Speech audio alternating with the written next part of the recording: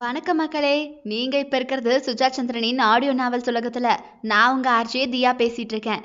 இன்னைக்கு நம்ம பார்க்க போற நாவலுடைய பெயர் அவுணர்களின் அதிபதி நான். தினமும் இரவு 7 மணிக்கு அடுத்த அப்டேட் வந்துடும். அதுக்கு கம்பெனி வாரண்டி கேரண்டி எல்லாம் தருது. நீங்க என்ன பண்ணுவீங்களா? லைக் பண்ணி ஹைப் பண்ணுவீங்களா? மறக்காம சுஜாக்கா கதைய மழைய கொட்டுவாங்களாம். கதை மழையில் நனைய தயாரா? முழு கதைகளும் வரும், தொடர் கதையும் வரும் மக்களே. ஏன் இது வரல, ஏன் அது வரலைன்னு நீங்க சண்டையெல்லாம் போடக்கூடாது. முழு கதை வேணுங்கிறவங்க அதை கேட்டுக்கோங்க. இல்ல எனக்கு தொடர் கதை தான் வேணும்னு நினைக்கிறவங்க அதையும் கேட்டுக்கோங்க. சாய்ஸ் இஸ் யோர்ஸ் மக்களே. இந்த பகுதியிலிருந்து மறக்காம லைக் பண்ணுங்க, ஹைப் பட்டனையும் தட்டிடுங்க. அடுத்த பகுதி ரொம்ப சீக்கிரமாவே நீங்க எவ்வளவுக்கு எவ்வளவு ஹைப் கொடுக்குறீங்களோ ஓடி வந்துடும். அடுத்த பகுதி நாளை இரவு 7 மணிக்கு டானு வந்துடும் மக்களே. மறக்காம நம்ம சேனலை சப்ஸ்கிரைப் பண்ணிக்கோங்க. கூடவே இருக்கக்கூடிய பெல் ஐக்கானையும் கிளிக் பண்ணிக்கோங்க. அவுணர்களின் அதிபதி நான். இந்த கதையுடைய முதல் பாகம் ராரா அசுரா. இதனுடைய கதை சுருக்கம் பார்த்தீங்கன்னா, நாட்டுக்காக ஆயுதங்கள் தயாரிக்கும் கிராமம். அதனுடைய தலைவன் ராவண ஈஸ்வரன் நாட்டுக்காக தன் உயிரை தினம் தினம் பணயம் வைத்து நாட்டை அவன் காக்க அவன் வாழ்க்கை உள்ளே நுழையும் பவித்ராவை வன்முறையாக காதலிக்கிறான். இவர்கள் பிள்ளைகள் அவனின் மறுபிம்பமா இல்லை அரக்கர்களின் அதிபதியா என்பதே இந்த பாகம். மறக்காம இதனுடைய முதல் பாகமான ராரா அசுராவையும் கேட்டுட்டு வந்துருங்க மக்களே. அப்போ உங்களுக்கு இன்னும் கூடுதலா புரியும். அதனுடைய லிங்கை கூட நாங்க டேக் பண்றோம். அந்த கதையை போய் கேட்டுட்டு வந்துருங்க. வாங்க கதைக்குள்ள போலாமா? அத்தியாயம் 1. ராவண ஈஸ்வரன் தலையை கோதிக்கொண்டு முகத்தில் தோன்றும் சினத்தை மறைக்க முடியாது திணறி அருகே இருந்த மேஜையை கைகளால் உடைக்கத்தான் முடிந்தது. பவி அவனை எட்டி ஒரு பார்வை பார்த்துவிட்டு, என்னவா உன் மகனுக்கு காலையிலேயே மப்பா திரியிறான் என்று அருந்ததியிடம் அவள் குசுகுசுக்க, ஏன் உனக்கு தெரியாதாக்கும்? தெரியும் தெரியும். பாபாவை ஒருத்தன் டென்ஷன் ஆக்கிட்டு உயிரோட திரியிறானா அது நான் பெத்த வேண்டாத நாயாத்தான் இருக்கும். பெத்தவளுக்கு தினம் தினம் பெத்ததற்கான நினைத்து கண்ணீர் தான் வருகிறது. ஒன்று திமிரெடுத்து சுற்றும், இன்னொன்றோ தினவெடுத்து சுற்றும். ரெண்டும் வீட்டுக்கில்லை. அதிலும் ராவணன் 10 தலைக்கு தலைவலி வர வைக்க அந்த வெறுவா கெட்ட பயலால் தான் முடியும். பின்ன மகனுக்கு ஆயுதம் மட்டுமா சொல்லிக் கொடுத்து பழக்கினான் ராவணன்? பெண் உன் பலகீனம், குடும்பம் உன் கால்கட்டு, சகோதர பாசம் நட்பு உன் எதிரி, காதல் புதைக்குழி மகனே. இதுல எதுலையுமே சிக்கிறாத. அதுல சிக்கினதுனாலதான் இந்த ராவணன் இன்ன வரைக்கும் சிலதை சாதிக்க முடியாம திணறேன். அதனால நீ அந்த தப்ப பண்ணிடாத என்று சொல்லியே மகன் மனதில் ஆழமாக பதிய வைத்து விட்டான். பவி மீது இருக்கும் காதலில் இப்போது வரை அவனால் சில துணிந்த செயலை செய்யவே முடியவில்லை. மனைவி முகம், பிள்ளைகள் முகம் வந்து விடுகிறது. அதைவிட பவியோ, பாபா எனக்கு யாருமே இல்ல என்று தேம்பி அழும் முகம் அவனை பலவீனமாக்கியது. அது உண்மைதான். 10 வருடத்தில் முடிக்க நினைத்த கொள்கை இதோ 30 வருடங்கள் ஆன பின்னும் முடிக்க முடியாமல் போராடுகிறான் அவன். போனை எடுத்து தன் மூத்த மகனுக்கு தட்டினான். ராமன் நாண்டாலும் ராவணன் நாண்டாலும் எனக்கு ஒரு கவலை இல்லை என்று பாட்டு அதிர 10 தடவைக்கு பின் அந்த பக்கமாக போன் எடுக்கப்பட்டது. சரக்கினும் போய் சேரலைன்னு போன் வந்துச்சு. என்னாச்சு? பவித்ராவோ ஓடி வந்து அருகே உட்கார்ந்து மகனின் குரலையாவது தான் கேட்க ஆசை கொண்டு காதை நீட்டினாள். இவன் அரக்கன் என தெரிந்தும் காதலித்தவள் அவள். அவன் உதிரத்தை வெறுக்க முடியாத பாவியாகி போனாள். மகனை ஐம்புலன் வெறுத்தாலும் பெற்ற கருப்பை வெறுக்க மறுத்தது. அவனை பார்த்து 5 வருடம் ஆகிறது. ஈஸ்வர் காலில் சின்ன அடி காரணமாக 1 மாதமாக சிகிச்சையில் இருக்கிறான். அவன் வெளியே கிளம்பினால் பவித்ரா அழுது மூக்கை சிந்த, சரி கால் காயம் மாறும் வரை இவன் கையில் அனைத்தையும் கொடுத்துவிட்டு அக்கடா என்று லவ் பண்ணலாம் என்று பார்த்தால் எங்கே முடிகிறது? அவனை லவ் பண்ண விடாமல் டார்ச்சர் பண்றதுக்கே 1க்கு 2 மகன்கள் பிறந்து தொல்லை மட்டுமே கொடுக்கின்றனர். டேய் பேசுறது கேக்குதா? கேக்குது. அவன் குரல் ஆயுதம் போல வலுவாக அசட்டையாகவே வந்தது. அவனின் ஜடா முடியை உதறிக்கொண்டு கடைக்காரன் முன்பாக ஒற்றை விரலை நீட்டி பலான பொருளொன்றை வாங்கி பேண்ட் பாக்கெட்டில் சொருகி கொண்டு நடக்க ஆரம்பித்தான். கோல்டன் நிற முடியும் தாடியும் வடநாட்டு ஜாடையில் தகப்பன் தாய் கலவை போலவே குவாட்டருக்கு தண்ணீர் விட்டு கலக்கிய புது நிறத்தில் இருந்தான். கண்கள் பழுப்பும் நீளமும் சேர்ந்து தினுசான அகோரி கெட்டப்பில் இருக்கும். அவனை கண்டு அனைவரும் வழிவிட்டு நிற்க அவன் பார்வை நேர்பார்வைதான். சரக்கினோ போய் சேரலையாமா? என்னாச்சு என ராவணன் இங்கு பல்லை கடித்து பேசிட, வித்துட்டேன் என்றான் புருவத்தை நீவிக்கொண்டே சுற்றி கண்களை வட்டமடித்து கொண்டு. யாருகிட்ட? ஆப்போசிட் பார்ட்டி கிட்ட. எதே? பாஜ்வா டீம்ட. அது எதிரி டீம்டா. ராவணன் தலையில் அடித்து கொண்டான். ஒரு வேளையை அவனை நம்பி கொடுத்த பாவத்துக்கு அவனையே ரத்தம் எகிர வைத்து விட்டது. அவன் வேண்டா வெறுப்பாக பெத்து போட்ட எருமை குட்டி. அதுக்கு என்ன செய்ய? காசு தந்தா கொடுத்துட்டேன். எதே காசா? 7 கோடி கை மாறிடுச்சு என்றவனோ அங்கே நின்ற பெண் கூட்டத்தை கண்ணை சுருக்கி பார்த்து கொண்டே பல்விளக்கு எரிந்த கட்டிடம் உள்ளே நுழைந்தான். என்ன காரியம் பண்றேன்னு உனக்கு புரியுதா? கஷ்டப்பட்டு பணம் சம்பாதிக்கிறேன், நாட்டுக்கு சேவை நீ செய்ய, நான் எனக்கு சேவை செஞ்சுக்கிறேன் என்றவனோ சுவற்றில் சாய்ந்து நின்ற பெண்ணை கை நீட்டி அழைத்து, ஒரு நைட் 1000 சாரே. இந்தா 500. சார் 1000 500 கட்டாது. ஏன் நான் மட்டும்தான் அனுபவிப்பேனா என்ன? நீ அனுபவிக்க மாட்ட? அப்ப நான் தர்ற சுகத்துக்கு காசு எவன் தருவான்? ராவணன் போனை தள்ளி வைத்து கொண்டான். மகன் பேசும் பேரத்தில் நரம்புகள் புடைத்தது. சரி சரி சாரே குடு, பிடி வா என அவளோடு நடக்க ஆரம்பித்தான். காசு கொடுத்தா எது வேணும்னாலும் செய்வியா நீ? செய்வேன். நீ அதே காசை கொடு, சரக்க மறுபடியும் உன் கைக்கு கொண்டு வரேன் என்றதுமே ஈஸ்வர் பல்லை கடித்தான். சரி இப்ப நீ எங்க இருக்க? ஹைதராபாத் ரெட் லைட் ஏரியாவில் பூஜாவோ கூஜாவோ செம கம்பெனி கொடுப்பா, வந்தா ஒரு நாள் ட்ரை பண்ணு. அதற்குள்ளாகவே ஈஸ்வர் போனை வைத்து விட்டான். அவன் ராவணனின் அவதாரம் இல்லை, ராவணனின் ரத்தத்தில் உருவான அவதாரம். அகர அதிபதி, வயது 30. அதிபதி, இந்த உலகை பணம் கொண்டு பணத்தால் ஆள வந்த அதிபதி. பணம் என்றால் பிணமும் வாயை திறக்கும். இவன் அந்த பிணத்தின் வாயிலிருந்தும் பணத்தை எடுத்து விடுவான். இந்த உலகை ஆள அன்பு, பண்பு, குணம், நேசம் டேஷ் டேஷ் எதுவுமே தேவையில்லை, பணம் இருந்தா போதும் என்று வழி தப்பி போனவன் அவன். அவன் வழியில் அவனே அதிபதி, அவனே அவுணர், அவனே கடவுள், அவனே யமன், அனைத்தும் அவனே. அவன் உலகமே தனி, அங்கே அவன் மட்டுமே அரசாளுவான். அதிகாலை நேரம் அந்த அறை கதவு தட்டப்பட்டது. அடுத்த கஸ்டமரா என தோலை குலுக்கிக் கொண்டே அதிபதி தன் கருப்பு சட்டையை எடுத்து மாட்டிக்கொண்டு கதவை திறக்க, போலீஸ் கூட்டம் தோலை குலுக்கிக் கொண்ட அதிபதியோ சுவற்றில் கையை கட்டிக்கொண்டு சாய்ந்து நிற்க, அந்த பெண்ணை பிடித்த போலீஸ் அதிகாரி, விபச்சாரம் பண்றியா? ஏய் போய் வண்டியில் ஏறுடி, நீயும் ஏறுடா என அதிபதியின் சட்டையை பிடித்து இழுத்தான். அவன் தயால இனியன் IPS, ராவணனின் மற்றொரு அவதாரம் இவன்.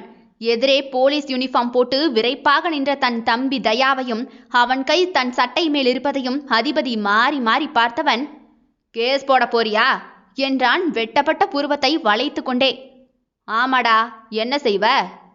போலீஸ்ல ஓங்கி மிதிச்சேன்னு வையே, அதுக்கும் சேர்த்து போடுறா பரதேசி என்று அகரனோ இனியனின் நெஞ்சில் ஓங்கி மிதிக்க, இவனும் அவனை அடிக்க பாய, சார் சார் அவனை தூக்கி உள்ள வச்சு சாவடி அடிக்கலாம் சார், இங்க வேண்டாம் என ஒருவர் தயாவின் காதில் குசு குசுவென கூற, உன்னை கதற விடுறேன்டானா என அதிபதியை இழுத்து கொண்டே போக தயாவின் போன் அடித்தது.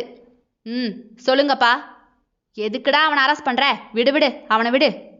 என் கடமையை நான் செய்வேன்ப்பா. எதுடா உன் கடமை? அவன் என்ன பண்றான் ஏது பண்றான்னு பாக்குறதா உன் கடமை? ஆமா, எப்படியும் போய் தொலைங்க என்று ஈஸ்வர் வைத்து விட்டான்.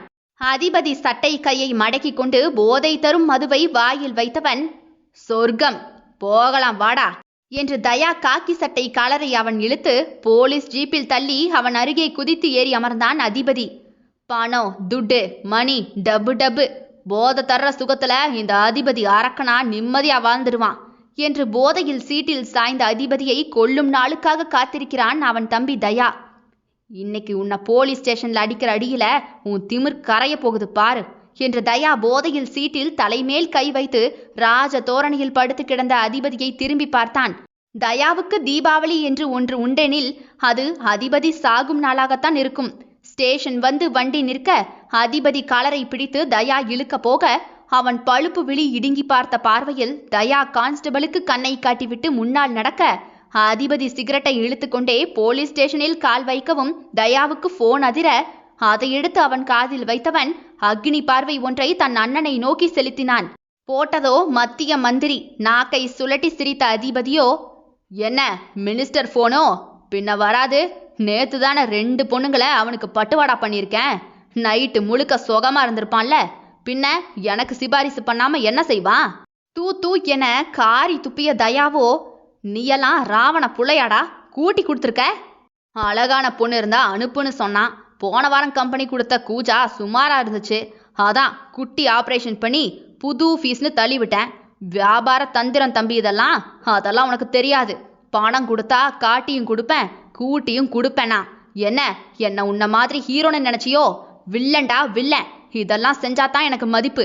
அதோட சொலையா 50 லட்சம் 2 பொண்ணுங்களை அனுப்பி வாங்கியிருக்கேன். சை, இதுக்கு பேரு மாமா தொழில்டா. ராவண ரத்தத்துல இப்படி ஒரு புழுதி எப்படி பிறந்துச்சுன்னே தெரியல. மாமா தொழிலா? இருந்துட்டு போகட்டும், அதுவும் தொழில் தானே. பணம் கிடைச்சா மாமா தொழில் இல்ல சித்தப்பா தொழில் கூட பாப்பேன் தம்பி. பேசாம நீ இந்த யூனிஃபார்மை கழட்டி போட்டுட்டு அப்படியே என் கூட வந்து ஜாயிண்ட் ஆயிரு. மாசம் 20 லட்சம் சம்பளமா தரேன். டெய்லி ஒரு பொண்ணு, தம்மு, சிகரெட்டு, வாட்டரு, குவாட்டரு எல்லாம் இஷ்டம் போல வாழலாம். என்ன சொல்ற என்று சொன்ன அதிபதியை அருவருப்பாக பார்த்த தயாவோ, பேசுடி பேசு, இப்ப நீ பேசுற நேரம். என்னைக்காவது ஒரு நாள் தொக்கா மாட்டுவ பாரு. அப்ப கொளுத்து தொங்குற கறி எல்லாத்தையும் கொத்துக்கறி போடல. நான் ராவண மகன் தயா இல்லடா.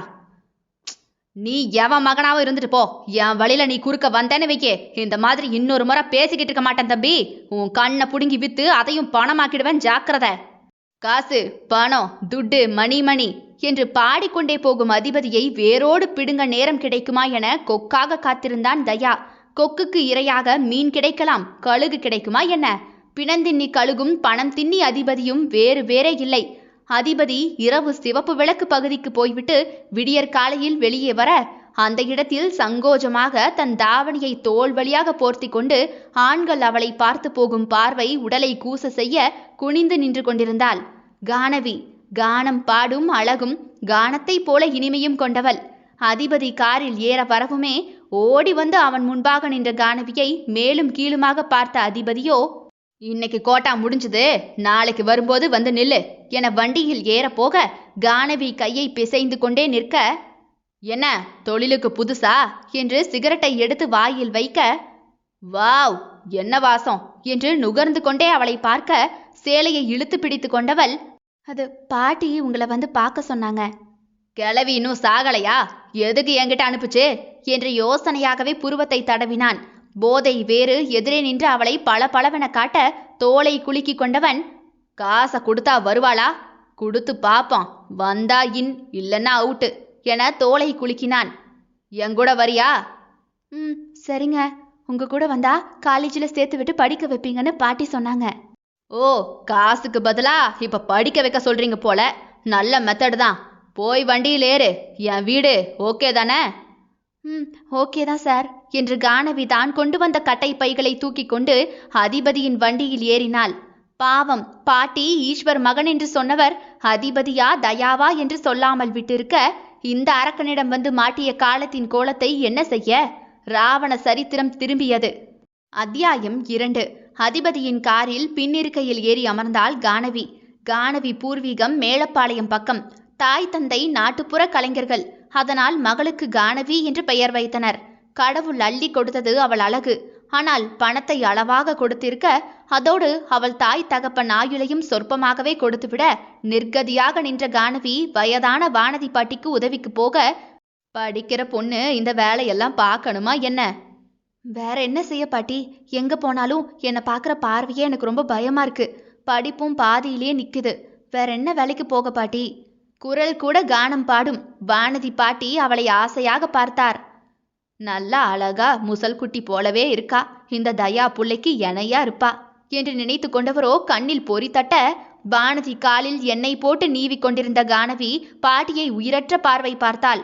தாய் தகப்பன் இல்லாது தினம் தினம் இந்த உலகில் ஓடுவதே பெரும் பாடாக இருக்கிறது. வானதி இருக்கும் வரை ஓகே, அதற்கு பிறகு என் பாதுகாப்பு என நினையாத நாள் இல்லை அவள். ஏன் என்னை அழகாய் படைத்தாய் இறைவா? எல்லாவற்றையும் குறைவாக அளவாகத்தானே தந்தாய். இதையும் குறைத்து தந்திருக்கலாமே என்று எண்ணாத நாள் இல்லை. அவள் அழகுதான் அவள் முதல் எதிரி. பக்கிர பார்வை, பேச்சு, சீண்டல் என்று ஐயோ, அவள் தினம் தினம் பார்க்கும் நரகம் கொடிது. அதுவும் யாருமில்லாத பெண் சொல்லவா வேண்டும்? நேற்று கூட கோவில் போய்விட்டு வந்த வழியில் ஊரில் பெரிய அந்தஸ்துள்ள ஒருவன் எனக்கு வப்பாட்டியாக இரு என்று பேசிட, தாத்தா போய் வீடு கட்டிவிட்டு வந்துவிட, எத்தனை நாளைக்கு தான் அவளை நீங்க பாதுகாக்க போறீங்கன்னு பாக்கறனா என்று அவளை பார்த்த பார்வையில் கானவி சில்லிட்டு போய் இரவெல்லாம் தூங்காது கிடந்தாள். முடிந்தவரை தன் அழகுக்கு அழகு சேர்க்கும் ஆடை அலங்காரமெல்லாம் அவளிடம் இருக்கவே இருக்காது. காட்டன் புடவை, சுடிதார், அதுவும் மங்கிய நிறத்தில் உறுத்தாது போட்டுக்கொள்வாள் அவள். ஆனாலும் அந்த மங்கிய நிறத்திலும் காட்டன் புடவையிலும் கூட அவள் ஆண்கள் கண்ணை உறுத்த, எங்கு போவேன் நிறைவா நான் என்று அவள் விருப்ப தெய்வம் ராமன் காலடியே தஞ்சமென கிடக்கிறாள். கானவி. பாட்டி. என் பேரன் ஒருத்தன் இருக்கான், நீ அங்க போனா உன்னை படிக்க வைப்பான். போறியா கானவி என்றதுமே அந்த சோக சித்திர முகத்தில் பொலிவு மின்னி மறைய பயமும் சேர்ந்தே வந்துவிட்டது. இல்ல பாட்டி, இருக்கட்டும், கேட்டதே போதும். மறுபடியுமாக எண்ணெயை பூச, அட பயப்படாத, அவனும் நீ கும்பிடுற கடவுளும் ஒண்ணுதான் என்றதுமே ராமர் படத்தை பெருமூச்சு விட்டு பார்த்தாள். அந்த ராம அவதாரம் அவன்தான், உன் மேல தூசி விழாம பாத்துப்பான். இரு, பவிக்கிட்ட அவன் எங்க இருப்பான்னு கேட்டு சொல்றேன். அங்க போ, படி. அப்ப நீங்க? எண்ணெய தேய்ச்சி விடுறதுக்கும் வீட்டை கிளீன் பண்றதுக்கும் எவ வந்தா என்ன? கிழவங்கிட்ட வேற ஆளை பார்க்க சொல்லிக்கிறேன். நீ போய் படிச்சு பெரிய ஆளா வா, சரியா? சரி பாட்டி. வானதி பாட்டி இவ்வளவு சொல்லவே கண்டிப்பாக தனக்கு நல்லதுதான் செய்வாரென நம்பி கானவி துணிமணியை மூட்டை கட்ட ஆரம்பித்தாள். வானதி பாட்டிக்கும் நேற்றைய நிகழ்விலிருந்தே பயம்தான். வயதான நம்மால் எத்தனை நாட்களுக்கு இவளை பாதுகாக்க? அதுவே ராவணன் கட்டுப்பாட்டில் போய்விட்டால் பயம் இல்லையே. அவர்கள் தனிப்பட்ட ரகசிய கிராமம் அனுப்பி வைக்க முடியாது. அதுவே தயா இருக்குமிடம் அனுப்பி வைத்து விட்டால் 2 2 3 என அவர் கணக்கு போட, கணக்குல நம்மள போல பாட்டியும் வீக்கு போல. அது போய் அதிபதி கையில் மாட்டிக்கொண்டது. கானவி 1ஆம் வருடம் படிக்கும் போதே தாய் தந்தை இறப்பு. அதன் பிறகு 2 வருடங்கள் வானதி பாட்டிக்கு உதவி என்று போய்விட, மறுபடியும் கிடைத்த வாய்ப்பை பயன்படுத்தி கொள்ள நினைக்க, வானதி பாட்டியோ பவிக்கு போனை போட்டு பேசியவர், உன் மகன் அட்ரஸ் அனுப்பு பவி. அவனுக்கு ஏது அட்ரஸ்? ஒன்று அந்த ஏரியாவில் சுத்தும், இன்னொன்று அதே அக்யூஸ்ட பிடிக்க போறேன்னு அந்த ஏரியாவிலேயே சுத்தும். அங்கே போனால் ஆளை பார்க்கலாம். ஏன் கேட்குறீங்க? சும்மாதான் என்று வைத்தவரோ வயதின் முதுமையில் கேட்ட தெரு பெயர் 2யுமே குழப்பி விட்டுவிட்டு அதிபதி போகும் வண்ண விளக்கு பகுதி தெருவை கூறிவிட, அங்கன போய் ராவண மகன்னு கேளு, அடையாளம் காட்டுவாக. சரி பாட்டி, பயப்படாம போகலாம் தானே? அவன் இருக்க உனக்கு ஒரு குறையும் வராதுடா, நம்பி போ என்றதுமே அவளுக்கு நிம்மதி. கானவி கனவோடு வந்து இறங்க, ராவணன் மகன் என்றதுமே இவனை ஒருவன் கை காட்டி விட்டு போக, அங்கேயே நின்று இதோ கழுகு கையிலேயே வந்து மாட்டிக்கொண்டாள். அதிபதி காருக்குள் ஏறிய கானவி எச்சில் விழுங்கினாள். சிகரெட் வாடை மூக்கை சுளிக்க வைத்தது. அதிபதி கார் சாலையில் சீறியது. இருட்டு காடுகள் மலைகள் என மர்ம தேசம் போல ஊரை கடந்து எங்கேயோ கார் போக, சீட்டில் கிடந்த அருவருப்பான பொருட்கள் வேறு அவளை ரொம்பவே பயமுறுத்திட, பையை இறுக்கமாக கட்டிக்கொண்டு சீட் நுனியில் அமர்ந்து கொண்டாள். என்னை பார், என் அழகையும் பார் என சீட் இருக்கையில் அவன் ஜட்டி, பலான பொருட்கள், சட்டை, பேண்ட் என எல்லாவற்றையும் சுருட்டி சுருட்டி வைத்திருந்தான். அதிபதி உல்லாசி. கார் இருந்தால் போதும். கார் போன போக்கில் எத்தனை மாதங்கள் என்றாலும் போவான். காசு தீரும் வரை ஜாலியாகவே இருப்பான். அதற்கு பிறகு காசுக்கு எதையாவது செய்து காசை ரொப்பிக்கொண்டு அப்படியே மீண்டும் மீண்டுமாக ஊர் சுத்த ஆரம்பித்து விடுவான். இலக்கே இல்லாத வாழ்க்கை. காரே பல நாட்களில் வீடு. காட்டு விலங்குகள் அவன் செல்ல பிராணி. நாட்டு மக்களோடு பழகி ஏமாற அவன் தயாரில்லை. அதற்கு காட்டில் வாழும் விலங்கு எவ்வளவோ மேல். பாசம், அன்பு, நேசம் இது எல்லாம் பற்றி படிக்க கூட அவனுக்கு நோ டைம். மனம் போல வாழ்க்கை என வாழும் தனி உலகின் அதிபதி இவன். ஒரு கையில் தாளம் போட்டுக்கொண்டே மற்றொரு கையில் புகைவிடும் அவனை பார்த்து கானவிக்கோ உதறியது. வீட்டில் ராவணனின் போட்டோ பார்த்திருக்கிறாள். அதே ஜாடை என்றதுமே இவன்தான் அவர் மகன் என நன்றாகவே தெரியும். ஆனால் அதிபதி நடத்தை அச்சுறுத்தியது அவளை. போலீஸ்னு சொன்னாங்களே, போலீஸ் இப்படி முடியும் தாடியுமாவா இருப்பாங்க? பாட்டி பேரன் பேரன் என இலாவை பற்றி மட்டும்தான் பேசுவார். இந்த அதிபதியை பற்றி அந்த குடும்பத்தில் அவ்வளவாக பேச்சே இருக்காது. அடங்காத மகனை ரசிக்க யோசிக்க அங்கே யாருக்குமே விருப்பமில்லை. நம்ம வந்திருக்க கூடாதோ என்று காரில் ஏறிய நேரம் முதல் கானவிக்கு மனம் இந்த பாண்டா கரடியை பார்த்ததிலிருந்து பதபதைக்க கையை பிசைந்தபடியே அவனை எட்டி பார்த்தாள். டெய்லி எத்தனை பேருக்கு வேலை பாப்ப என்றான். கண்ணாடி வழியாக தெளிந்த நீரோடை போல இருந்த அவளை பார்த்து கொண்டே அதிபதி கேட்க, ஒருத்தர் தான் சார். ஓ, என்னவெல்லாம் பண்ணுவ? அது அமுக்கி விடுவியா? கால் நல்லா அமுக்கி விடுவேன் சார். அவன் எதையோ கேட்க இவள் எதையோ சொல்ல தலையை திருப்பி அதிபதி அவளை பார்க்க 12 மணிக்கு பேய் கூட சோலோ ரைடு போனது போல பதறி போனாள். அதிபதி முகத்தை நேருக்கு நேர் பார்த்து அவளுக்கு பீதியாகிவிட்டது. முகத்தையும் காணல, இவருக்கு முழியும் காணல. எங்கு பார்த்தாலும் தாடியும் முழியுமா கொச கொசன்னு. அவன் கண்ணை தவிர ஒன்றுமே அவளுக்கு தெரியவில்லை. சட்டை பட்டன் போடாது கலைந்து போய் கிடந்தது. அதில் மண்டை ஓடுகள் சின்ன சின்னதாகவே தொங்கியது. பார்த்தால் சூனியக்காரன் போலவே இருந்தான்.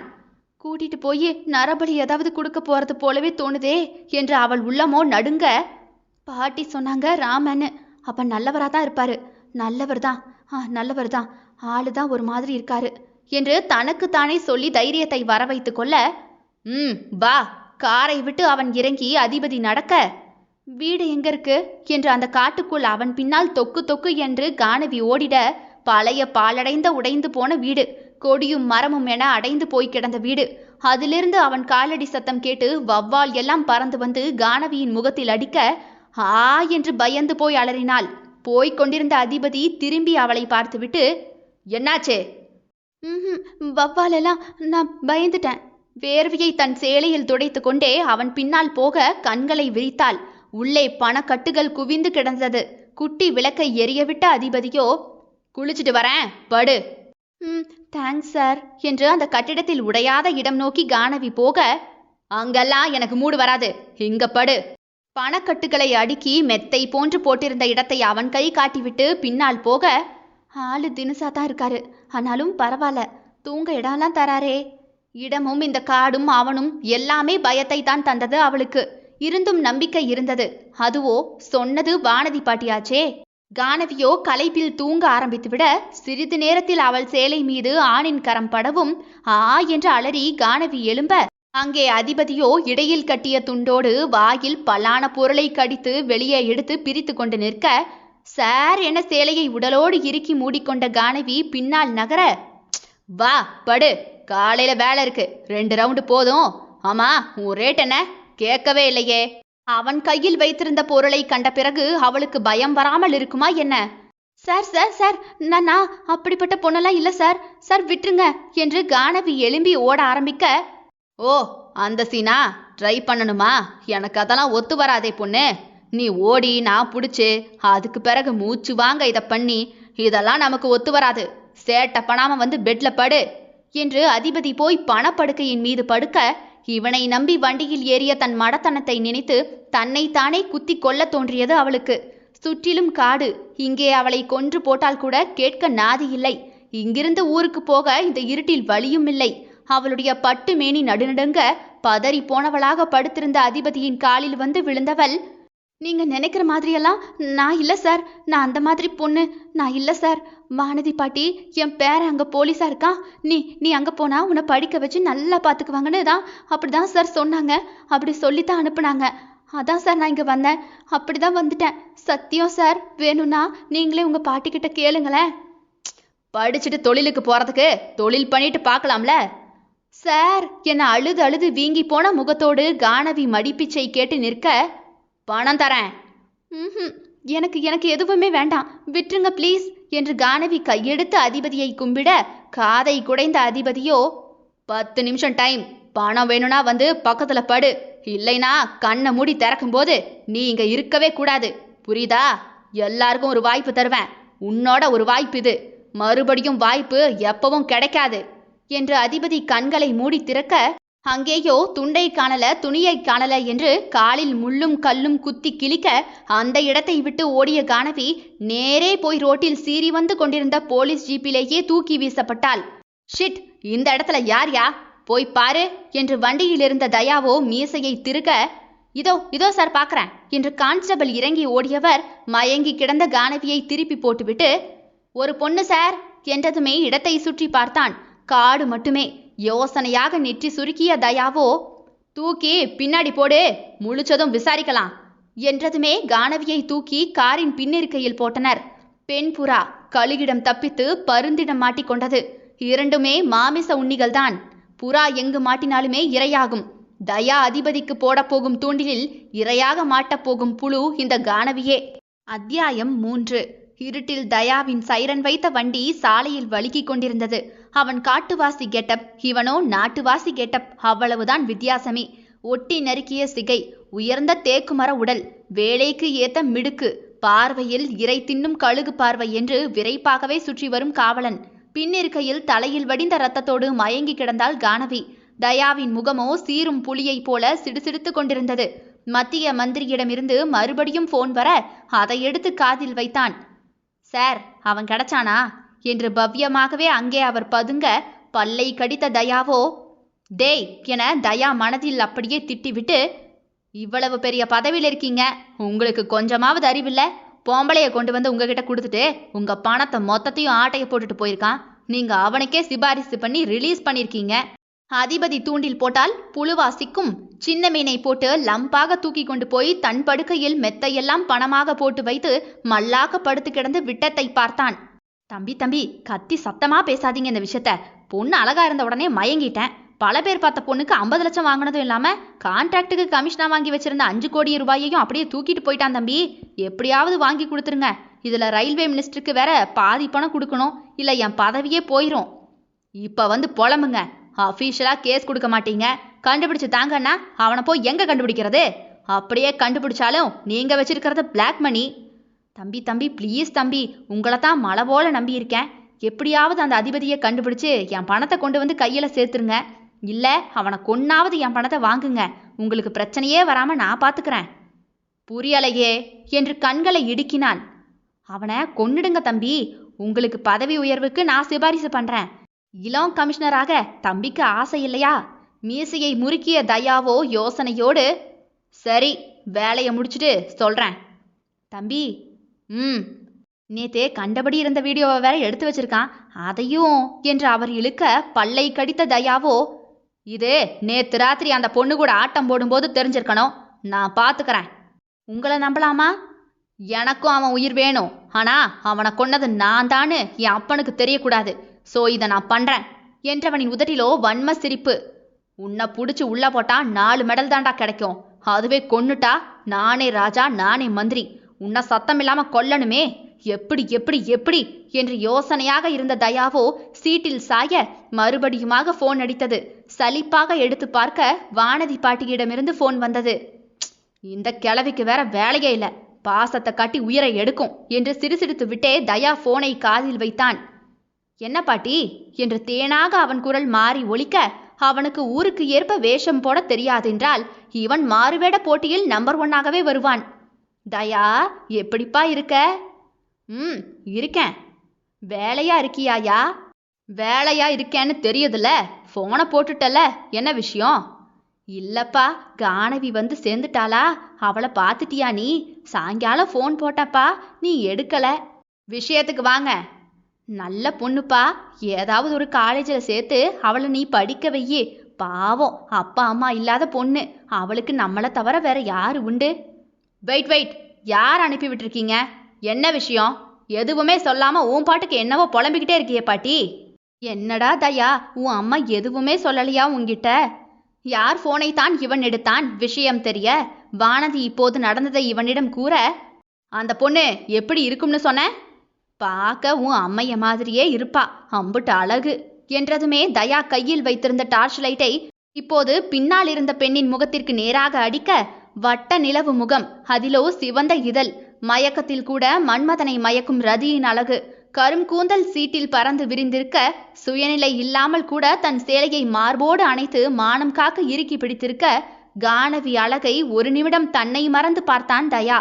தண்ணீரை விட்டு புடுங்கிய தாமரை மலர் போல வதங்கி போய் கிடந்த பெண்ணை அந்த வெளிச்சத்தில் பார்த்த தயாவோ புருவத்தை தடவிக்கொண்டே, அந்த பொண்ணோட மூக்குக்கு கீழே மச்சம் இருக்குமா? ஆமா. ஏன் கூட தான் இருக்கா? பாத்துக்கிறேன். சரிப்பா, அவளை கொஞ்சம் கூடவே வச்சு பாத்துக்கோ, உன் பாட்டிக்காக. என்று விட்டு போனை அணைத்து பாக்கெட்டில் போட்டவனோ அவள் கையில் வைத்திருந்த கட்டை பையை கிண்டி அதிலிருந்து சர்டிபிகேட்ஸை எடுத்து பார்த்தான். கானவி ராமச்சந்திரன் என்று அதில் இருக்க, ஹாஸ்பிட்டல் போ என்று டிரைவருக்கு ஏவினான். என அலறிக்கொண்டே எழுந்தவள், என்னை விட்டுருங்க, என்னை விட்டுருங்க, ஐயையோ என்று அலறிக்கொண்டே கானவி எழும்பி மலங்க மலங்க விழித்தாள். பயந்து போய் தன் எதிரே கையை கட்டிக்கொண்டு பார்த்து கொண்டு நின்ற தயாவை வேர்க்க விறுவிறுக்க பார்த்தவள், இது எந்த இடம் என சுற்றி முற்றி பார்க்க, அதுவோ மருத்துவமனை. ஆர் யூ ஓகே என்றான் தொண்டையை கனைத்து. தலையாட்டியவளுக்கு இன்னும் பயத்தில் உறைந்த உடல் சமனாகவே இல்லை. என்னாச்சு? அந்த காட்டுல என்ன பண்ண? அது என்று கானவி ஒன்று விடாமல் ஒப்பித்துவிட்டு, அவளுக்கு படிக்க வேண்டும், பெரிய ஆளாக வர வேண்டும் என்ற ஆசை எல்லாம் இப்போதைக்கு இல்லவே இல்லை. தான் ஊர் போய் சேர்ந்து விட வேண்டும் என்ற ஆசை மட்டுமே இருந்தது. சார் காப்பாத்துங்க சார், எங்க ஊருக்கேன்னு அனுப்பி விட்டுருங்களேன். பாட்டி சொன்ன தயா நான் தான் என்றதுமே அவளோ அப்பாடா என்று பெருமூச்சு விட போக, தயா மூளையில் அவளை கண்டு சடாரென வெளிச்சம் தோன்றி மறைய, உதட்டில் விஷம சிரிப்பு வர, கூலிங் கிளாஸை உதட்டில் ஊதி கண்ணில் போட்டவன் ஒரு விரலில் மூக்கு கண்ணாடியை இறக்கி அவள் அருகே போய் அவளை பார்த்தபடியே, சோ விபச்சாரம் பண்ணியிருக்க ரைட் என்ற தயாவின் குரலில் மறுபடியும் நிலை குலைந்து போனது அவள் தெளிந்த மூளை. சார், போலீஸ்கிட்ட இருந்து தப்பிக்கும் போது வண்டியில் அடிபட்டிருக்க சரியா என்றவனின் குற்றச்சாட்டில் கானவி கண்களை விரித்து அதிர்ந்து போய் அவனை பார்க்க, ஏட்டே அந்த கதவை மூடிட்டு போ, நான் சொல்றதுக்கு சம்மதிச்சா மரியாதையா இந்த பொண்ணு ஊருக்கு போய் சேரும், அப்படி இல்லைனா நாளைக்கு பேப்பர்ல விபச்சார வழக்கில் மாட்டிய இளம்பெண் கைது அப்படின்னு போட்டோவோட பேர் வரும். சார் சார் சார், நான் அப்படிப்பட்ட பொண்ணெல்லாம் இல்லை சார், வானதி பாட்டி அனுப்பிவிட்டாங்க என்ன, நீங்க யாருன்னு நினைச்சுக்கிட்டு பேசுறீங்க என்று அவளோ பதறி போய் இருக்கையை விட்டே எழும்ப, மரியாதையெல்லாம் வேண்டாம், உட்காரு உட்காரு, அந்த கிளவி அனுப்பிவிட்ட கானவி தானே நீ? ஆமா, நீ படிச்சு என்னத்தை கிழிக்க போற? பேசாம நான் சொல்ற மாதிரி கேட்டேன்னு வையே, பிரச்சனை இல்லாம இங்க இருக்கலாம். அதோட நீ விரும்பினபடியே படிக்க வைக்கிறது என்னோட பொறுப்பு. கானவி இப்போது எச்சில் விழுங்கினாள். இந்த பேய்க்கு அந்த பேயே பரவாயில்ல போலையே என்றாகி போனது பெண் அவளுக்கு. காக்கி சட்டையில் ஒரு வஞ்சகன், எப்படியெல்லாம் பேசுகிறான் இவன். கானவிக்கோ உருப்படியாக ஊர் போய் சேருவோம் என்கின்ற நம்பிக்கை அண்ணன் தம்பி இருவரையும் பார்த்த பின்பு இல்லவே இல்லை.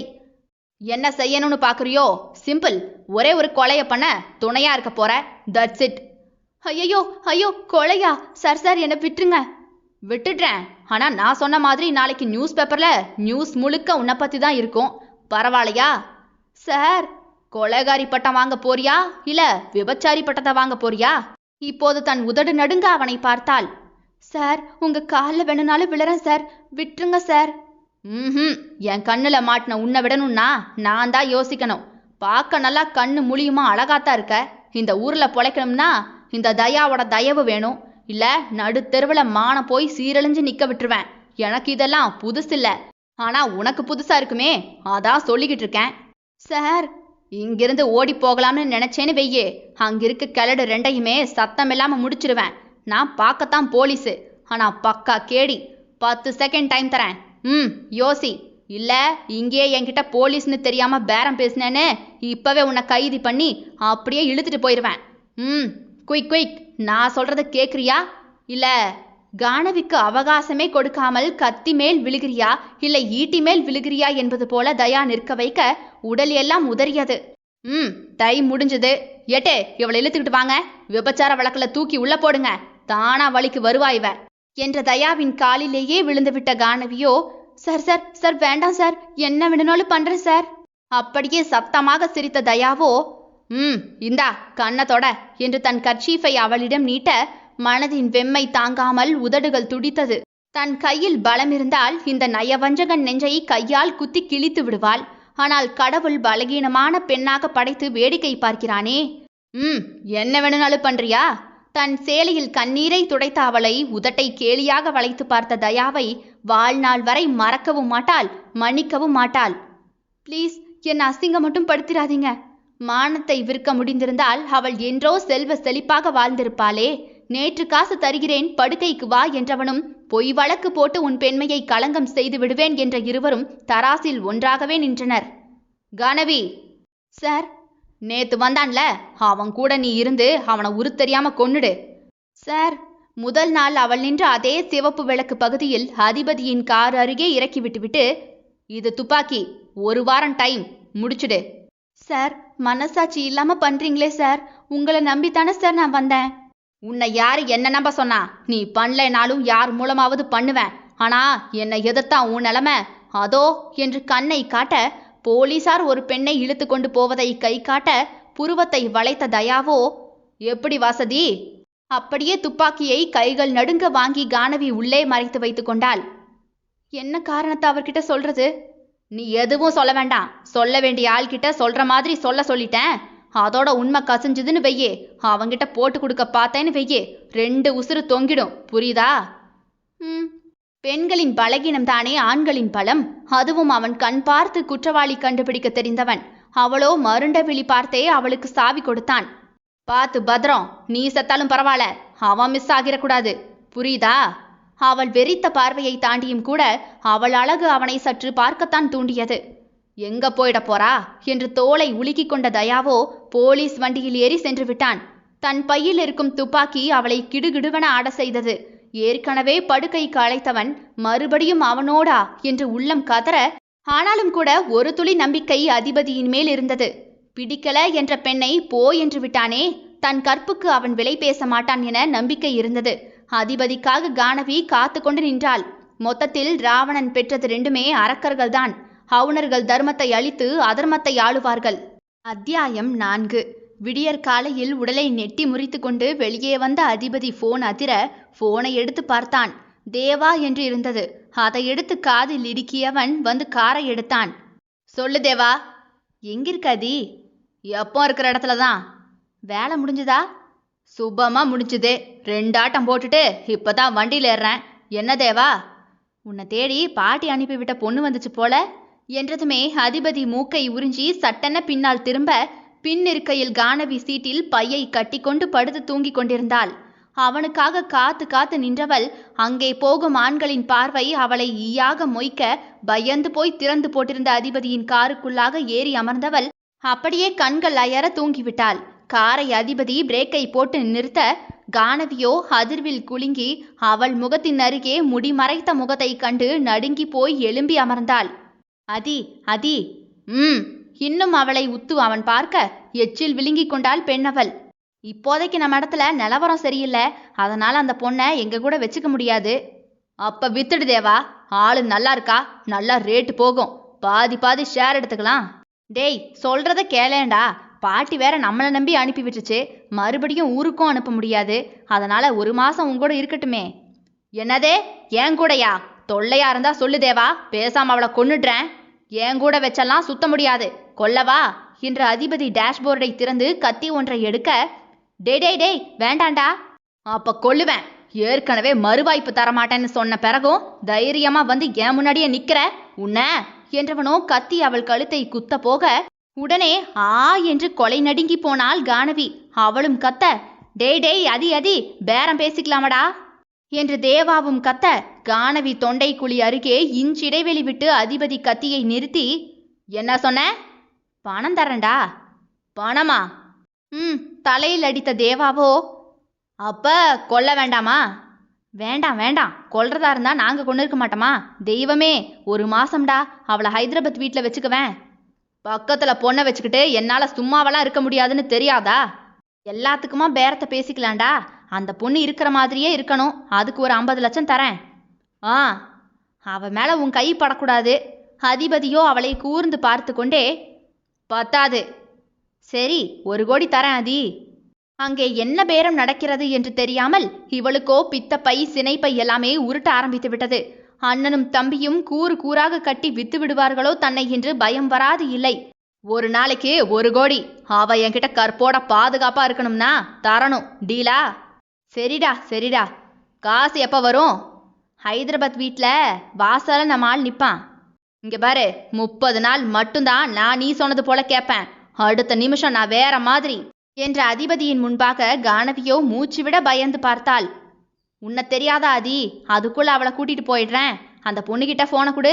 அதிபதி போனை அவள் பக்கமாக வீச, கானவி அதை எடுத்து நடுங்கிய விரலோடு வாங்கி காதில் வைக்க, அங்கே தேவா பேச பேச தலையை மட்டும் ஆட்டினாள்.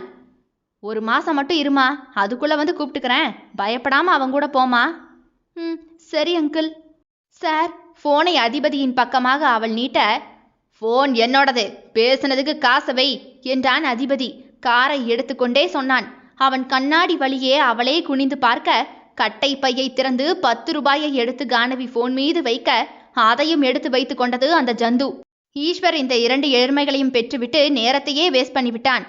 2 பேருமே சொல் பேச்சு கேட்க மாட்டேங்கிறானுங்களே என தேவாவோ சலித்து கொண்டே பின்னால் திரும்ப, ராவணன் கைகளை கட்டி கொண்டு நின்றான் அங்கு. நீங்க சொன்ன மாதிரியே சொல்லியாச்சுனா, ஏன்னா அவங்க போய் அந்த பொண்ணை கோத்து விடுறீங்க? பயமா இருக்குல்ல. அவனும் லவ் பண்ணி விளையாடட்டுமே தேவா என்ற ஈஸ்வரை தேவா புரியாமல் பார்க்க, நான் பெத்த 2 பேருமே சரியில்லை தேவா. ஆமாண்ணா, அது உலகத்துக்கே இந்நேரம் தெரிஞ்சிருக்கும். அதனால நான் உன் பாபியை லவ் பண்ணி அடுத்த புள்ளைய பெக்க போறேன் என்ற ஈஸ்வரை பாவமாக தேவா இப்போது பார்க்க, ஏண்டா நான் புள்ள பெக்க கூடாதா? யார் சொன்னா? பெத்து போடுங்க. அதுக்கு முன்ன இந்த 2 நாயையும் கொல்லணும்டா. யாரண்ணா சொல்றீங்க? வேற யார? நான் பெத்த 2யும் தான். 2ம் நமக்கு உபயோகமே இல்லை. கழுதைகளை வச்சு என்னத்துக்கு சொல்லு? ஸ்கெட்ச் போடுறேன்டா. இப்போ போய் பேபியை லவ் பண்ண போறேன், அடுத்த பேபி உருவாக்க போறேன் என்று ஈஸ்வர் மனைவியை நோக்கி போக, இவர் எது செஞ்சாலும் சொல்றதுக்கு இல்ல என்ற தேவாவின் கைகள் பாறையை வருடியது. குட்டி உருவம் வரைந்த படம் அது. இது நீங்க, இது அம்மா, இது நான். அழகா இருக்காப்பா. இது ஏன் மாமா என்று ஈஸ்வர் மகனை வரைய ஆரம்பித்த மழலை பேச்சு இன்றுமே காதில் ஒலிக்க தேவா கண்களில் கண்ணீர் கசிந்தது. தேவா என்ற ஈஸ்வர் மனைவி பவித்ரா குரலில் கண்களை துடைத்து கொண்டு தேவா திரும்ப, என்னடா ஆச்சு? பாபி, இன்னைக்கு என் பொண்ணுக்கு பிறந்த நாள் என்ற தேவாவை பார்த்து பவிக்கு பேசவே முடியவில்லை. ஒருவன் நாட்டுக்காக ஊரை இழந்தான், தந்தை இழந்தான், நிம்மதியையும் இழந்தான். ஆனால் தேவாவோ ஈஸ்வருக்காக தன் குடும்பத்தை இழந்துவிட்டு நிற்கிறான். தன் மகளை பிரிந்து நிற்கிறான். தன் மனைவியை 15 வருடங்களாக பிரிந்து வாழ்கிறான் என்றால் எந்த அளவிற்கு ராவணன் மீது பாசம் இருக்கும்? எல்லாம் எதற்காக? இந்த ராவணனுக்காக மட்டும்தான். அவன் கொண்ட கொள்கைக்காக மட்டும்தான். ஈஸ்வரை விட்டுவிடு, இல்லை எங்களை விட்டுவிடு என்ற மனைவியின் கையை தேவா விட்டுவிட 5 வயது பிள்ளையாக தந்தையின் முகத்தை திரும்பி திரும்பி பார்த்து கொண்டே போகும் மகளை இன்றளவும் கூட அவனால் மறக்க முடியவில்லை. மறுபடியும் என் மகளை நான் பார்ப்பேனா என்று ஏங்காத நாளில்லை அவன். ஆனால் அவன் மனைவி இந்த உலகத்தில் எந்த மூலையில் இருக்கிறாள் என்று தெரியாமலேயே தினம் தினம் யாருக்கும் தெரியாமல் அழுகிறான். அன்று காதல் அவனை அள வைத்தது, இன்றோ மனைவி அவனை அள வைக்கிறாள். எல்லாவற்றையும் மறந்துவிட்டு முழு மனதாகத்தான் அவன் மனைவியை கைப்பிடித்தான். திருமணத்தன்று அவனுக்கு பார்த்து வைத்திருந்த டாக்டர் மணப்பெண்ணோ ஓடிவிட, அங்கே வேடிக்கை பார்த்து கொண்டு நின்ற பெண் கலம்பகத்தை இவனுக்கு அடாவடியாக அனைவரும் கட்டி வைத்துவிட, உதட்டை பிதுக்கி அழுதபடியே தாலி வாங்கிய அவன் குட்டி மனைவியை இன்று வரை மறக்க முடியவில்லை. ரசிக்க வைத்திருக்கிறாள். இதோ இப்போது காதலிக்க வைத்துவிட்டு எங்கோ போய்விட்டாளே. மகளுக்கு 5 வயது இருக்கும் பொழுது கிராமத்தை வெடிகுண்டு வைத்து எதிரிகள் தகர்த்த, அதில் பயந்து போனது தேவா மனைவி கலம்பகம் மட்டும்தான். அகமென்று தேவா மகளை கட்டிக்கொண்டு நடுங்கிய மனைவியை தொடப்போக, என்ன தொடாதீங்க, எனக்கு இந்த ஊரையே பிடிக்கலையா, வா நாம வேற ஊர் போயிடலாம், எப்ப என்ன நடக்கும்னே பயமா இருக்கியா என்றவளின் கையை தேவா பிடித்தபடியே அமைதியாக ஈஸ்வரை பார்க்க, உன்னிஷ்டம் என்பது போல அவன் செத்து கிடந்தவர்களை தூக்கி குழியில் போட்டுக்கொண்டு நிற்க, நான் சொல்லிக்கிட்டு இருக்கேன், அங்க என்னத்தையா பாக்குற, வாயா. அகோ, நான் சொல்றத கேளு, உன்கிட்ட ஏற்கனவே எல்லாத்தையும் சொல்லியிருக்கேன் தானே. இது நமக்காக இல்ல, நாட்டுக்காக. எத்தனையோ பேர் இருக்கிற இந்த இந்திய நாட்டுல நாம தான் கிடைச்சோமா இவங்களுக்கெல்லாம்? கண்ணை திறந்து பாரியா நீ. பச்சை பிள்ளைங்க பொண்ணுங்கன்னு எத்தனை உயிர் தலை தனியா முண்டம் தனியா கிடக்குதுன்னு பாரு. ஆகோ, நாளைக்கு எனக்கும் என் பிள்ளைக்கும் கூட இதான நிலைமை. உனக்கு என்னையா தலைவிதி இங்க கிடந்து சாகணும்னு? எவ்வளவு பெரிய படிப்பு படிச்சிருக்க, வந்துடியா. இந்த ரத்தம் வடிகிற பூமியெல்லாம் நமக்கு வேண்டாமையா? தேசத்துக்காக கொடுக்கறதுக்கு வேற எதுவுமே இல்லையா என்ன? உயிரத்தான் கொடுக்கணுமா என்ன? இங்க உள்ளவங்கெல்லாம் கல்லியா கல்லு. நான் அப்படி இல்லையா, எனக்கு பயமா இருக்கு, வாயா. ஆகோ, அது ஒன்னு சொல்லாத, நீ ஒன்னு சொல்லாத. உனக்கு நான் வேணுமா இல்ல அவர் வேணுமா என்று ஈஸ்வரை கை காட்ட, தேவாவோ பெருமூச்சு விட்டுக்கொண்டு அவள் கையை விட்டுவிட, யோ, இது நட்புடி, காதலை விட உசந்தது, யாருக்காகவும் அவரை விட மாட்டேன் என்றவனை ஈஸ்வர் ஒரு நொடி திரும்பி பார்த்துவிட்டு போனான். கண்ணீர் வடிந்த கண்களோடு அவனை பார்த்த கலம்பகமோ, இனிமே எப்பவுமே எங்களை தேடி வந்துடாத, வந்த நான் செத்துருவேன், இவளையும் சேர்த்தி கூட்டிக்கிட்டு போயிடுவேன், வாடி என்று அழுத 5 வயது மகளை இழுத்து கொண்டு போக, அப்பா அப்பா என்று மகள் அழுது கொண்டே தாய் பின்னாடி ஓடியவள் அந்த பார்வை அங்கே நின்ற ஒருவனை ஏக்கமாக பார்த்து கொண்டே போனாள். இன்று தேவா பெத்த இளவரசி ஈஸ்வர் மகன் புகைப்படத்தை கட்டிக்கொண்டு காதல் கனவில் படுக்கையில் படுத்து கிடந்தாள். அன்று தொடங்கிய நேசம் இன்று காதலாக இறுகி போய் அவனை நினைத்து கொண்டு ஒவ்வொரு நாளையும் கடத்த வைத்துவிட்டது. சிறிய வீட்டின் விளக்கு கூட எரியாது இருட்டாகி கிடக்க, இருட்டில் படுக்கையில் தலை சாய்த்து மயிலாக கிடந்தாள் தேவா மகள். ஜன்னல் வழியே நிலவு ஒளி அவள் மீது பட, தங்கமென மின்னும் உடல், வைரமாக செதுக்கி வைத்த உடல் அழகு, நிலவுக்கு போட்டியாக அழகிய கண்கள், இடை தாண்டிய கருங்கூந்தல், அதுவே படுக்கையை அலங்கரிக்க, முகத்தில் உள்ள அழகை சோகம் மூடிக்கொண்டதுவோ. கண்ணை திறந்து பதுமை அவள் தலையணை கீழிருந்து ஒரு போட்டோவை எடுத்தாள். அதில் நின்ற அவனை கண்ணதிராது பார்த்தாள் அவள்.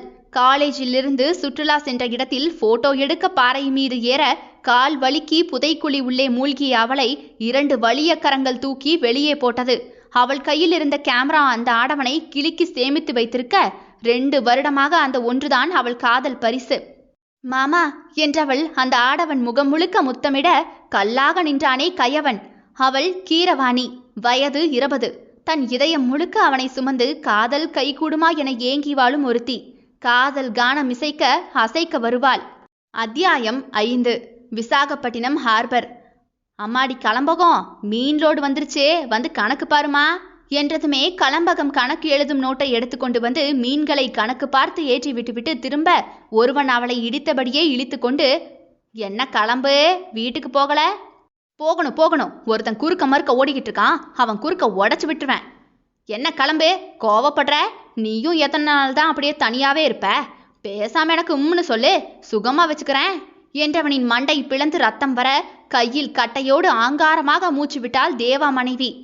யமா யமா என்று அனைவருமே ஓடி வந்து அவளை பிடித்து கொண்டனர். விடுங்கய்யா, ஒரு பொட்டச்சிய படுக்கவான்னு கூப்பிடுறான், அவனை விட்டுட்டு என்ன வந்து பிடிக்கிறீங்க? என்ன பெருசா கேட்டிருப்பான், ஆம்பளை துணை இல்லைன்னா இதெல்லாம் சகஜம்தானம்மா, புடிச்சா ஒத்துப்போ, பிடிக்கலைன்னா ஒதுங்கிப்போ என்ற இன்னொருவரை காரி உமிழ்ந்தாள் கலம்பகம். 42 வயதிலும் அழகு குறையாத அவளை பாதுகாப்பு இல்லாத இனிப்பின் மீது உள்ள ஈக்கள் போல கண்கள் எல்லாம் மொய்க்கத்தான் செய்கிறது. தூ தூ என துப்பியவள், புருஷன் துணை இல்லாம இருக்கான்னு பேசுறியலோ, வகுந்து புடுவேன் வகுந்து. அந்தாள் தாலி என் கழுத்துல கிடக்கிற வரைக்கும் அடுத்தவன் நிழல் கூட என் மேல தீண்ட முடியாது. கொலையும் செய்வா பத்தினின்னு கேள்விப்பட்டிருப்பீங்க, பார்த்திருக்க மாட்டீங்கல்ல, கண்ணால பாத்துறாதீங்க, நான் வேற மாதிரி ஜாக்கிரதை என்று நீலியாக கண்களை உருட்டிவிட்டு கலம்பகம் நகர்ந்தாள். அன்று வன்முறை தவறு என்றால் இன்று அவள் வாழ்வே வன்முறை செய்ய வேண்டி உள்ளது. இல்லை ஓநாய்கள் என்றோ குதறி போட்டிருக்கும். தினம் இவனுங்களோட பெரிய பாடா இருக்கு. கீரவாணி மட்டும் படிச்சு பெரிய ஆளாகிட்டா எங்கேயாவது போய் நிம்மதியா தலைய சாய்க்கலாம்னு பார்த்தா இது 12வது வகுப்பை 3 வருஷமா படிக்குது. அந்த ஆள் ரத்தம்ல கொஞ்சம் கூடவா இவளுக்கு இல்ல? அவர் டாக்டர், இதுவோ மக்கா இருக்கே, ஒருவேளை என்ன போலையோ? இவளும் மகளை படிக்க வைக்க தலைகீழாக எல்லாம் பல்ட்டி அடிக்கிறாள். 12 விட்டு நகரமாட்டேன் என்கிறாள் கீரவாணி. 3 வருடங்களாக கணிதத்தில் ஃபெயில் வேறு. கீரவாணியோ டுட்டோரியல் காலேஜிலிருந்து போன சுற்றாவில் தான் அவனை கண்டாள். கண்களை நம்ப மறுத்தாள் அவள். ஆம், அவனை அடையாளம் கண்டறிய அவளுக்கு பெரிய அவகாசம் எல்லாம் அவளுக்கு தேவையில்லையே. நாளைக்கு வேற எக்ஸாம் ரிசல்ட் எல்லாம் வருது, இந்த முறையாவது பாஸ் ஆகிருவாளா? தகுதிக்கு மீறி கடனை உடனே வாங்கி மகளை பெரிய காலேஜில் படிக்க வைக்க கலம்பகம் காத்திருக்க அவள் பள்ளி படிப்பை முடித்தால் பாரு என்பது போல தவ்விக்கொண்டிருந்தாள். கலம்பகம் மகள் பிறந்த நாளுக்கோ புது ஆடை இனிப்பை வாங்கி கொண்டு வீட்டை நோக்கி ஓடி வர அங்கே கும்மிருட்டு. ஏண்டி லைட்டை போடாம என்னடி பண்ற என்ற தாயின் குரலில் அவன் ஞாபகத்தில் கிடந்த கீரவாணி பதறிப்போய் போட்டோவை தன் தாவணியின் உள்ளே மறைத்து வைத்துக்கொண்டு எழும்பி அமர்ந்தாள். அழகு பதுமை, தேவாவின் ஒற்றை மகள், தந்தை பாசத்துக்கு ஏங்கும் மகள், தன்னை காத்தவன் யாரென அறிந்து கொண்ட பின்பு இன்னும் அவன் மேல் இருந்த குட்டி விருப்பம் காதலாக பைத்தியம் பிடித்து காதலில் சுற்றும் பேதை. மாமா, உங்களை மறுபடியும் பார்த்துட்டேன், என்னை காப்பாத்தினது நீங்க தானே, எனக்கு உங்களை மறக்கவே முடியல, நீங்க என்ன மறந்துருப்பீங்கல்ல? நீ தாண்டி என் மருமக என்று அவளை தூக்கி கொஞ்சம் பவித்ரா சொன்ன வார்த்தை அப்போது புரியவில்லை. இப்போது அதை நினைத்து வெட்கம் பெருகியது.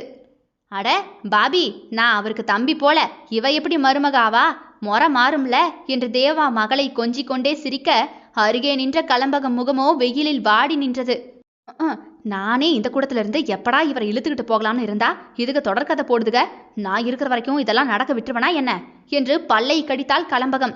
தினம் தினம் சாவு, அவர்களுக்கு அதெல்லாம் பழகி போனது. ஆனால் கண்ணெதிரே காட்சியை கண்ட கலம்பகம் தூங்கவே பதறுவாள். இந்த ஊரை விட்டு எப்போதடா போவோம் என்றவளுக்கு தேவா அன்பு மட்டும்தான் அப்போது பாதுகாப்பு கூடாரம். டேய் தேவா, அவர் கூடவா பிறந்தவன் நீ என் தம்பிதான், அப்ப முறை சரிதானே, போடா அப்படித்தானே மருமகளே என்று பவி குட்டி தேவதையை தூக்கி வைத்து கொண்டு கொஞ்ச அவளும் என்று தலையாட்டி தாய்க்கு பிரஷர் ஏற்றி விட்டாள். பாத்தியா தேவா, உன் மக தலையாட்டிட்டா, என்ன என் மகனை கட்டிக்கிறியா?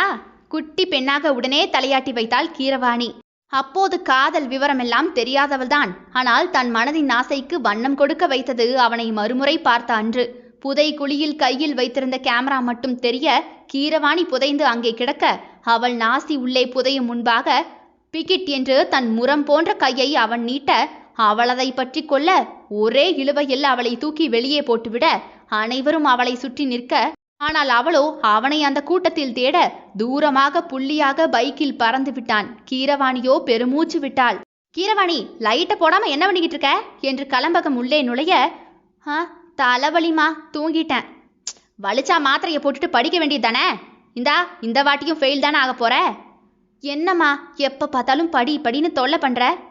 படிப்பு மட்டும்தாண்டி கையை கொடுக்கும் பாரு, நானும் படிச்சிருந்தேன்னு வையே இன்னைக்கு கௌரவமான வேலையை பார்த்துருப்பேன்ல, இப்படி மீன் நாத்தத்துல கணக்கெல்லாம் எழுதியிருக்க மாட்டேன். 10ஆம் வகுப்பு மட்டுமே படித்த தன் தாயை தேவா எவ்வளவு நேசித்தான் என அவளுக்கு சிறிது ஞாபகம் இருக்கத்தான் செய்தது. காதல்ல குறையெல்லாம் காணாது போய்விடும் போல. தாயோ அவசர புத்திக்காரி.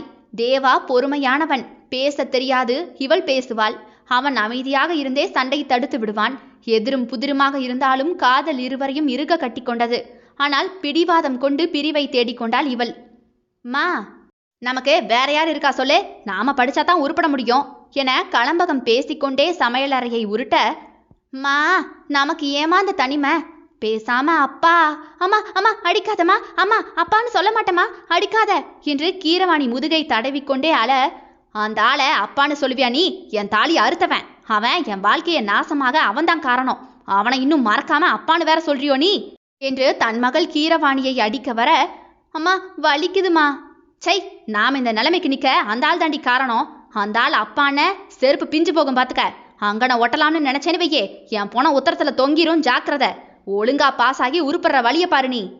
மா என்று அழுகையோடு கீரவாணி தாயை தொட கண்ணீரை துடைத்து கொண்ட களம்பகமோ, மன்னிச்சிடு தங்கம், ஆத்தாமையில் அடிச்சு போட்டேன். நாம வேண்டான்னு விட்ட ஆளை போய் நீ நினைக்கிற? அப்ப இந்த அம்மா வேண்டாம் அப்படித்தானே? இல்லம்மா அப்பாவுக்கு என்றவள் அப்பாவை முழுங்கிக் கொண்டு, அவரும் தப்பானவர் இல்லையேம்மா. பாரு கீரவாணி, அம்மா வேணும்னா இனி அவரை பத்தி நீ பேசாத. சாரிம்மா.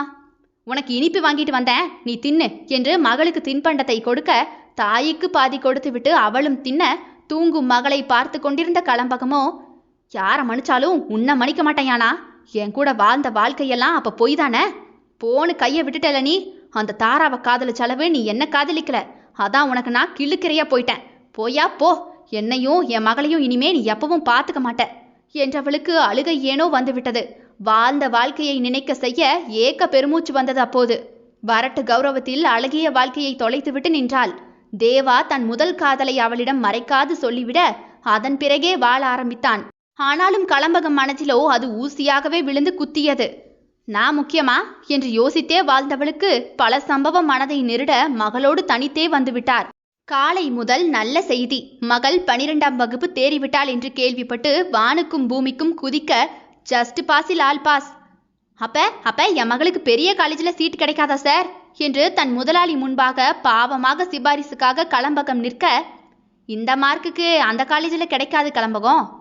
ஓ, ஏதாவது சாதாரண காலேஜில் போடு, இல்லைனா வேற எங்கேயாவது இருக்கான்னு பாரு.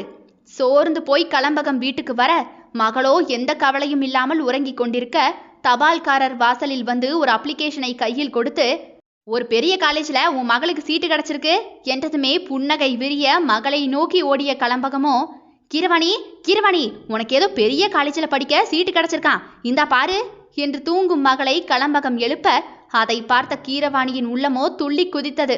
இது நடக்க வேண்டும் என்றுதானே ஹைதராபாத்தில் உள்ள காலேஜுக்கு அப்ளை செய்தது. ஹை, அங்க போனா மாமாவை பார்க்கலாம், அப்பாவையும் பார்க்கலாம் என்று மனம் துள்ளி குதிக்க, ஹைதராபாத் என்றதுமே அங்கெல்லாம் போக வேண்டாம் என்று தாயின் காலில் கையில் எல்லாம் விழுந்த கீரவாணியோ, அம்மா அப்பா என்ன அவருக்கு தெரியவே செய்யாது, அதுக்காக என் படிப்பை ஸ்பாயில் பண்ணாதம்மா.